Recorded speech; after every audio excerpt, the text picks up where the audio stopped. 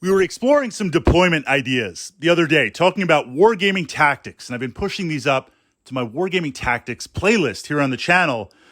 This idea asking the question, when does the game start? Does it start turn one? And there is a duality to this.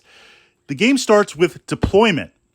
Before first turn, before whoever goes first, this idea of the deployment zone, now of course that's going to be modified based on mission and based on terrain and other circumstances. But the idea is I'm trying to deploy and you're trying to deploy so that when the game officially starts, when we start rolling those dice and moving those hexes, we can be in a position to dominate. We can be in the best position that we can. Now, just on a side note, so we can framework this, I'm going to say the game starts even before that. It starts as soon as you start pulling out the models from your gaming case. I'm looking at your list, if I can. Now, certainly certain missions have hidden deployment, or I might not know until it's been revealed. But generally speaking, most war games, in a sense of fairness, even competitive war games, let you know once we agree to play a game, here's my list, here's your list, here's the units you're using, here's the units that I'm using. I'm looking at those units and asking myself, what's your plan? How are you going to try and do two things? With the units that you've selected, how are you going to try and take out my units to prevent me from winning the mission goals? And second to that, how are you going to try and win your own mission goals with those units? So we've got that, we've got deployment, then we have turn one, and we've got beginning of game, mid game, and end game. So now that we have that framework, we were exploring some of the different deployment options that might take advantage of terrain, might take advantage of mission structure. And one of them was the castle deployment. And I wanted to share and kind of adjust specifically for Battletech. If I was going to do a castle deployment, how would I do it? So we've got all these mechs, we've got all these miniatures, we've got all these tanks that we want to play. We want to try and get the most out of our miniature collection. And this is true of any wargaming system, but especially something like Battletech, where the mechs are one-to-one. One mech physically represents one mech. And there are so many amazing options to explore. So over time, yes, you're going to absolutely develop your own play style and how you like to explore Battletech. But then we want to have the ability, based on different deployments, to deploy different machines, to experiment, to try new things, to have some fun. The castle deployment. So this idea behind castle deployment is to take your lances, to take your battle groups, and literally park them on the far left or far right side of the gaming board, to literally castle up in one area. Because generally speaking, we've got the hex maps, we've got the wargaming table. You can't move off the table. Aerotech, air units, stuff like that, put that aside for a moment. Generally speaking, you cannot move off the table. So if I'm cornered in the right side of the table, what that means is you can't come at me from behind because I'm hugging that table edge, and you can't attack me from the right because I'm up against that table edge. That really only leaves this kind of left area to come in and attack me. As a comparison, if I deploy in the center and I move forward, if I take my lances, I put them in the center of the gaming table, the hex map, and I move forward, you can attack me from the left, the right, head on, the different angles, maybe even if you're fast enough to attack from behind. So I'm looking and literally taking all of my units to castle up. Now, with that, I'm also increasing my firepower. Let's keep this example simple, very, very simple to look at. I've got two longbows.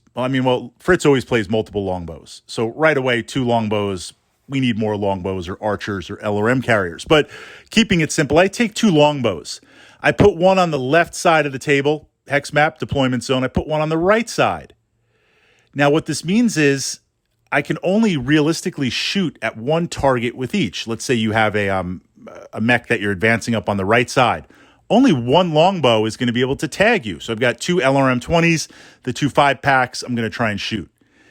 They're dispersed. If I castle up, I take all of my mechs, all of my tanks, all of my units that are supporting me, and put them close together. If I take those two longbows and I put them together, now if a unit comes into range of 1, it's coming into range of 2. So I'm going to light you with two 20 packs, well, 4 20 packs, 4 5 packs. Putting that down there, LRM packs. So the idea behind castling up is not only am I limiting the ways that I can be attacked, I'm going to focus fire everything on you. Now, terrain. By castling up, I'm not really going to be moving. That doesn't mean we don't have fast-moving elements of our list or our lance. No, we absolutely do, and we're going to explore that in a second with a couple of units. But what we're looking to do is to realize the bulk of my units, I want to sit there, roll lots of dice, and just kind of blast you away. So I'm looking for terrain. Can I get elevation? Can I hide behind elevation and then direct fire? Can I plant myself in forests where I can get some cover? Can I plant myself before some lower level buildings so I block off the legs? You know, have those mechs with the autocannons, the blackjacks, the riflemen, the Jaeger mechs just blasting away. Can I put myself in a superior position where I can utilize terrain? Now that's going to kind of dictate where I castle up. If we look at the left side of the table, the right side of the table, in the middle, there might be an awesome kind of little city fight, city tech area right there towards the center right. It's not quite on the right, but it's close enough. So it's going to give you a little bit of maneuverability on the right. I would take that. So ideally the castle is in one corner, but these layers of terrain are going to dictate it. I really don't want to castle up on the left side of the table out in an open field if that just leaves everything absolutely open with no bonuses. Now, it's a little bit more sophisticated than just fire and forget and roll some dice and shoot.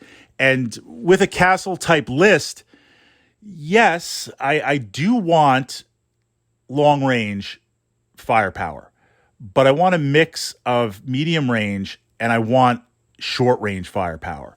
So it's almost like, given the different weapon profiles in Battletech, I am focusing on mechs and builds that are going to be extreme long range and extreme close range.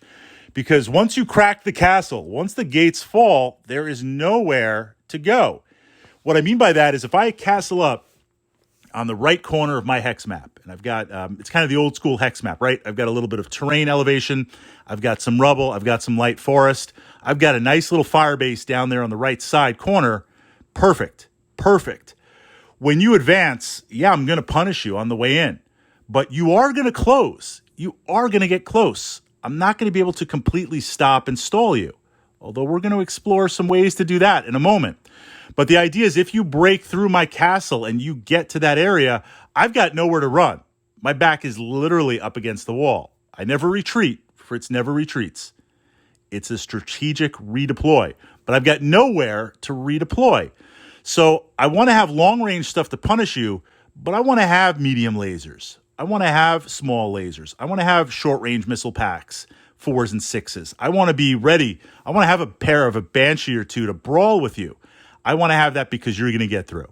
Now, here's 2 other layers. This is where things get sophisticated. And you could easily select some mechs, castle up, roll some dice, and you do pretty well. But we want to take it to that next level for Battletech. And I'm suggesting these units as a template. I'm sharing with you my favorite units that I like to play. You fill in with what you like to play and the tactics that you like to utilize, as long as it can fit these profiles. So I select my 2 lances for my fire base, for my castle. I want to have what's called a tar pit, a speed bump. These are just kind of generalized wargaming terms. So I castle up in the corner. I've got that nice little fire base. You're moving forward with your lances. Now, I want to send something out small. I can't send out big battle value because it's expendable. Perfect example would be some skirmish hovers, lightweight hover vehicles. I want to send them out fast moving, and about halfway as you're coming in, so let's say medium range, send those out and swarm you. You're eventually going to destroy them. That's why I got to keep it low battle value. You're going to destroy them. But if I can engage you and slow you down, speed bump you, tar pit you for 2, 3, maybe 4. 4 would be great. I'll take 3. 3 gaming turns. Then I'm keeping you away from my castle and I'm using my long-range firepower to just pound you. Now, if you move past that, if you're like, Fritz, I'm not going to fall for your little hovers. I'm just going to move through, crack open your castle and take that out. Okay, bypass my stuff. Then I'm going to get all rear armor on you. This is Battletech. I'm going to have, 5, 10 medium lasers and multiple short-range missile packs, rear armor. Like, you're rocking the Battlemaster, you're rocking the assaults. You don't want to eat that from behind. Your little pop gun medium laser on your Dragon or your Battlemaster, it's not going to intimidate me. And if it does, I'm still getting rear armor. And it's, not 1/3, but maybe a half of a third of battle value that I'm throwing against you. It's expendable. I'm going to use those units. We don't like to use units in wargaming, but sometimes sacrifices need to be made for the greater good, and that's not just playing Tau. In exploring that, I want to have some units that, as my opponent, as those lances approach, my fire base, my long range, my castle shooting out there, I want to send something out to tie you up. Now, once you close, so you're going to blast through my speed bump. Hopefully it's not 1 turn. Hopefully it's 2 or 3. But if I can get to 4, fabulous. Eventually, as you close to short range, because I've got nowhere to go, you're not going to just stand out there and let me blast you with artillery and let me just torrent you, dice you to death. As you close to bring your maximum weapons to bear and cut down on my long-range firepower, that's when I want to have another element that's fast-moving. Be able to zip around behind you and now catch you. Hammer and anvil. I want rear armor. Perfect. If I'm going on the budget, some Karnovs and some infantry. Short-range missiles, get that spread rear armor. If I can save 2 or 4, depending on the battle value, if I can get some, I'm spacing the Saladin. There we go, the autocannon 20. Take basically a giant inflatable hover balloon, put a chair on it, minimal armor, a steering device, and mount an autocannon 20. You take 2 or 4 of those. Once your opponent closes, once they're into the castle, once they've breaking down the walls, and now it's just a close range, massive firepower, you send those out to outflank or along the flanks, get rear armor. That's where you're going to catch the person. So this idea of you've got your mechs, you've got your machines, you've got your toys, you've got your tools, you've got the talent. Mech Command is giving you the orders. Mech Warriors deploy. You can change your tactics. You can literally change the use of your models and lances just by understanding different deployment tactics. And I've pushed up, again, to the Wargaming Tactics playlist, different overlapping deployments that you can utilize with Battletech. Now, you've got to realize, and we're going to kind of end it on this before I turn it over to my fellow mech commanders and mech warriors, you got to know when castling is not going to work and is going to really catch you. An example would be if we are playing with artillery, if there's the option to play artillery, then if that's deployed, I can't be castling up, because even with the spread and the drift on artillery, I'm just going to get tagged. Or worse, if we're playing with dedicated air support, and we're not even talking like a mech buster, but if you're strafing, if you're strafing with a mech buster, you're going to light me up. If you're strafing with anything, just some medium lasers, you're going to light me up. If you're playing with bombs, you're just going to blow me off the table. It's literally going to be like a shooting barrel, right? Absolutely no way. So it's not that castle. We see this with new wargaming players as they learn deployments. They think castle's godlike. You castle up, you have a couple of victories, and you're like, this is just auto win. Like, no, there's times where the castle is a force multiplier, and absolutely we're going to do it. And it's a lot of fun to play. And you've got a speed bump, you've got a tar pit, you've got an outflank. You bring those elements plus a strong fire base, you're in a good place. But you need to also look and be like, okay, wait, we've got artillery, we've got air support, we've got strafing, we've got bombing runs. Like, no, I don't want to be caught there. I can't be caught there. So there's kind of an anti-type castle doctrine on how you crack that and how you potentially break that up. Bonus points as Mech Command if you can bring those elements of artillery and multiple hex damaging type units, bombs and strafing and stuff like that for low battle value. How can you force your opponent based on the mission, based on the terrain? How can you force your opponent to bottleneck and castle up and use that to crack them open?